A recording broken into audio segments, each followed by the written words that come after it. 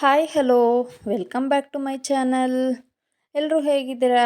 I hope ಎಲ್ಲರೂ ಚೆನ್ನಾಗಿದ್ದೀರಾ ಅಂತ ಅಂದ್ಕೊಳ್ತಾ ಇವತ್ತಿನ ವಿಡಿಯೋ ಒಂದು ಮೊಟ್ಟೆನ ಬಳಸ್ದೆ, ಹಾಗೆ ಮೈದಾನೂ ಕೂಡ ಬಳಸ್ತಾ ಇಲ್ಲ, ಹಾಗೆ ಓವನ್ ಇಲ್ಲದೆ ಮನೆಯಲ್ಲಿ ಯಾವ ರೀತಿ ಸ್ಪಾಂಜಿಯಾಗಿರ್ತಕ್ಕಂಥ ಟೇಸ್ಟಿಯಾಗಿರ್ತಕ್ಕಂಥ ಕೇಕನ್ನು ಕುಕ್ಕರ್ಲಿ ಯಾವ ರೀತಿ ಮಾಡೋದು ಅಂತ ನೋಡ್ಕೊಂಬರೋಣ ಬನ್ನಿ.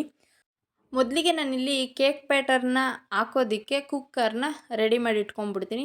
1 ಸ್ಪೂನ್ ಆಗೋಷ್ಟು ಎಣ್ಣೆನ ಹಾಕಿ ಇದನ್ನು ಚೆನ್ನಾಗಿ ಎಣ್ಣೆ ಎಲ್ಲ ಗ್ರೀಸ್ ಮಾಡಿಕೊಂಡು, ಹಾಗೆ ಇದಕ್ಕೆ ಮೈದಾನು ಕೂಡ ಸೇರಿಸಿ ನಾನಿಲ್ಲಿ ಗ್ರೀಸ್ ಮಾಡ್ಕೋತಾ ಇದ್ದೀನಿ. ಬಟರ್ ಪೇಪರ್ ಇದ್ದರೆ ಬಟರ್ ಪೇಪರ್ ಕೂಡ ಹಾಕ್ಬೋದು. ಮೊದಲೇ ನಾವು ಈ ರೀತಿ ಕುಕ್ಕರ್ನ ರೆಡಿ ಮಾಡಿ ಇಟ್ಕೊಂಡ್ಬಿಟ್ರೆ ಬ್ಯಾಟರ್ನ ಸೇರಿಸೋದಕ್ಕೆ ತುಂಬ ಈಸಿ ಆಗುತ್ತೆ.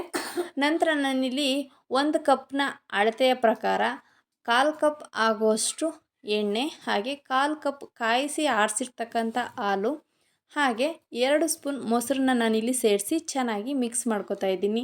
ಈ ಹಾಲು, ಮೊಸರು ಹಾಗೆ ಎಣ್ಣೆ ಎಲ್ಲ ಏನಿದೆ ಚೆನ್ನಾಗಿ ಮಿಕ್ಸ್ ಆಗಬೇಕು. ಅಲ್ಲಿ ತನಕ ನಾವು ಇದನ್ನು ಚೆನ್ನಾಗಿ ಕೈ ಆಡಿಸ್ಕೋಬೇಕಾಗತ್ತೆ. ನೋಡಿ, ಇವಾಗ ಚೆನ್ನಾಗಿ ಮಿಕ್ಸ್ ಆಗಿದೆ. ಇದಕ್ಕೆ ನಾನಿಲ್ಲಿ 3/4 ಕಪ್ ಆಗೋಷ್ಟು ಆರ್ಗ್ಯಾನಿಕ್ ಬೆಲ್ಲವನ್ನು ಕೂಡ ನಾನಿಲ್ಲಿ ಸೇರಿಸ್ಕೊತಾ ಇದ್ದೀನಿ.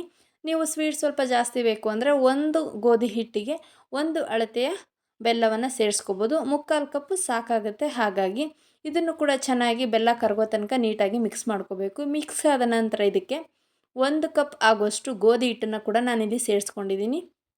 ಗೋಧಿ ಹಿಟ್ಟನ್ನು ಸೇರಿಸಿದ ನಂತರ ಎಲ್ಲೂ ಕೂಡ ಗಂಟಾಗಬಾರ್ದು. ಆ ರೀತಿ ಚೆನ್ನಾಗಿ ನಾವಿಲ್ಲಿ ಬ್ಯಾಟರ್ನ ರೆಡಿ ಮಾಡ್ಕೋಬೇಕಾಗುತ್ತೆ. ಚೆನ್ನಾಗಿ ಕೈ ಆಡ್ತಾ ಇದನ್ನು ಮಿಕ್ಸ್ ಮಾಡ್ಕೋಬೇಕು. ನಿಮಗೇನಾದರೂ ಗಟ್ಟಿ ಅಂತ ಅನಿಸಿದ್ರೆ ಸ್ವಲ್ಪ ಕಾಯಿಸಿ ಆರಿಸಿರ್ತಕ್ಕಂಥ ಹಾಲನ್ನು ಕೂಡ ನೀವಿಲ್ಲಿ ಉಪಯೋಗಿಸ್ಕೋಬೋದು. ನಂತರ ನಾನು ಇದಕ್ಕೆ 2 ಸ್ಪೂನ್ ಆಗೋಷ್ಟು ತುಪ್ಪನೂ ಕೂಡ ಸೇರಿಸ್ಕೊಂಡಿದ್ದೀನಿ. ತುಪ್ಪ ಹಾಕೋದು ಏನಕ್ಕೆ ಅಂತಂದರೆ, ನಾವು ಮೊಟ್ಟೆ ಹಾಕಿದಾಗ ಕೇಕ್ ಯಾವ ರೀತಿ ಸಾಫ್ಟ್ ಆಗೋ ಸ್ಪಾಂಜಿಯಾಗಿ ಬರುತ್ತೋ ಅದೇ ರೀತಿ ಈ ತುಪ್ಪನೂ ಕೂಡ ಕೆಲಸ ಮಾಡುತ್ತೆ. ಅದಕ್ಕೆ ನಾನಿಲ್ಲಿ 2 ಸ್ಪೂನ್ ಆಗೋಷ್ಟು ತುಪ್ಪನ ನಾನಿಲ್ಲಿ ಸೇರಿಸ್ಕೊಂಡಿದ್ದೀನಿ. ನಾನಿವಾಗ 1 ಕಪ್ ಗೋಧಿ ಹಿಟ್ಟಿಗೆ 1 ಈನೋವನ್ನು ನಾನಿಲ್ಲಿ ಬಳಸ್ತಾ ಇದ್ದೀನಿ. ಬೇರೆ ಯಾವುದೇ ರೀತಿ ಬೇಕಿಂಗ್ ಪೌಡರ್ನ ನಾನಿಲ್ಲಿ ಯೂಸ್ ಮಾಡ್ತಾ ಇಲ್ಲ. ಈನೋವನ್ನು ಸೇರಿಸಿದ ನಂತರ ಇದಕ್ಕೆ 1/2 ಸ್ಪೂನ್ ಆಗೋಷ್ಟು ಅಡಿಗೆ ಸೋಡವನ್ನು ಕೂಡ ನಾನಿಲ್ಲಿ ಸೇರಿಸ್ಕೊಂಡು ಅದಕ್ಕೆ ಸ್ವಲ್ಪ ಹಾಲನ್ನು ಸೇರಿಸ್ಕೋತಾ ಇದ್ದೀನಿ. ನೋಡಿ, ಹಾಲನ್ನು ಹಾಕಿದ ನಂತರ ಯಾವ ರೀತಿ ಸೋಡಾ ಅದರ ಕೆಲಸನ ಚೆನ್ನಾಗಿ ಮಾಡ್ತಾ ಇದೆ, ಬೇಗನೆ ಆ್ಯಕ್ಟಿವ್ ಆಗಿಬಿಡುತ್ತೆ. ಹಾಗೆ ನಾವು ಈನೋ ಮಿಕ್ಸ್ ಮಾಡಿದ ನಂತರ ಜಾಸ್ತಿ ಹೊತ್ತು ಇಡ್ಲಿಕ್ಕೆ ಹೋಗಬಾರ್ದು.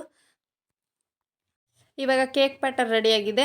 ಸ್ವಲ್ಪ ಇಡ್ಲಿ ಕನ್ಸಿಸ್ಟೆನ್ಸಿಗಿದ್ರೆ ಸಾಕಾಗುತ್ತೆ ಬ್ಯಾಟರ್. ಇವಾಗ ನಾನು ಇದನ್ನು ಕುಕ್ಕರ್ಗೆ ಟ್ರಾನ್ಸ್ಫರ್ ಮಾಡಿಕೊಂಡು 1-2 ಸತಿ ನೆಲಕ್ಕೆ ಟ್ಯಾಪ್ ಮಾಡ್ತೀನಿ. ಟ್ಯಾಪ್ ಮಾಡಿದ ನಂತರ ಇದ್ರ ಮೇಲ್ಗಡೆ ನಾವು ಯಾವುದೇ ರೀತಿಯಾದಂಥ ಡ್ರೈ ಫ್ರೂಟ್ಸ್ಗಳನ್ನ ನಾವಿಲ್ಲಿ ಸೇರಿಸ್ಕೋಬೋದು. ನಿಮ್ಗೆ ಏನು ಇಷ್ಟ ಆಗುತ್ತೆ ಅದನ್ನು ಸೇರಿಸ್ಕೊಳ್ಳಿ. ನಾನಿಲ್ಲಿ ಸ್ವಲ್ಪ ಬಿಳಿ ಎಳ್ಳನ್ನು ಸ್ಪ್ರೆಡ್ ಮಾಡ್ಕೊಂಡಿದ್ದೀನಿ. ಹಾಗೆ ಬಾದಾಮಿ, ಹಾಗೆ ಗೋಡಂಬಿ, ಹಾಗೆ ದ್ರಾಕ್ಷಿಯಿಂದ ನಾನಿಲ್ಲಿ ಡೆಕೋರ್ ಮಾಡ್ಕೊಂಡಿದ್ದೀನಿ. ಇದನ್ನು ನಾನಿವಾಗ ಮೊದಲಿಗೆ ಹಂಚಿನ ಕಾಯ್ಲಿಕ್ಕೆ ಇಟ್ಟಿದ್ದೆ, ಅದು ಚೆನ್ನಾಗಿ ಕಾದಿದೆ. ಇವಾಗ ನಾನು ಕುಕ್ಕರ್ ಲಿಡ್ನ ಕ್ಲೋಸ್ ಮಾಡಿ ಆದರೆ ವಿಸಲ್ ಹಾಕಬಾರ್ದು.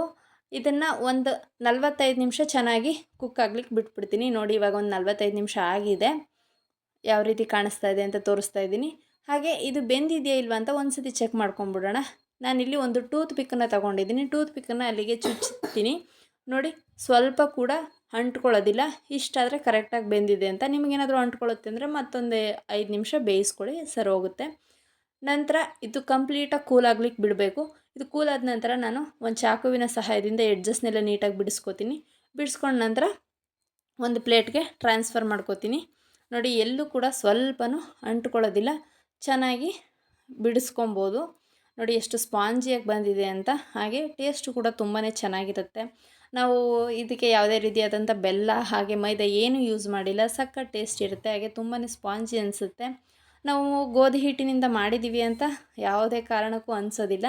ಅಷ್ಟೊಂದು ಒಳ್ಳೆ ಫ್ಲೇವರ್ ಇರುತ್ತೆ. ಒಂದು ಸತಿ ನೀವು ಕೂಡ ಟ್ರೈ ಮಾಡಿ ನೋಡಿ, ಇಷ್ಟ ಆಗುತ್ತೆ. ಹಾಗೆ ಕಮೆಂಟ್ ಮಾಡಿ ತಿಳಿಸಿ ಯಾವ ರೀತಿ ಬಂತು ಅಂತ. ಹಾಗೆ ನನ್ನ ಚಾನಲ್ನ ಯಾರಾದರೂ ಹೊಸ್ದಾಗಿ ನೋಡ್ತಿದ್ರೆ ದಯವಿಟ್ಟು ಸಬ್ಸ್ಕ್ರೈಬ್ ಮಾಡೋದನ್ನು ಮರಿಬೇಡಿ. Thank you for watching.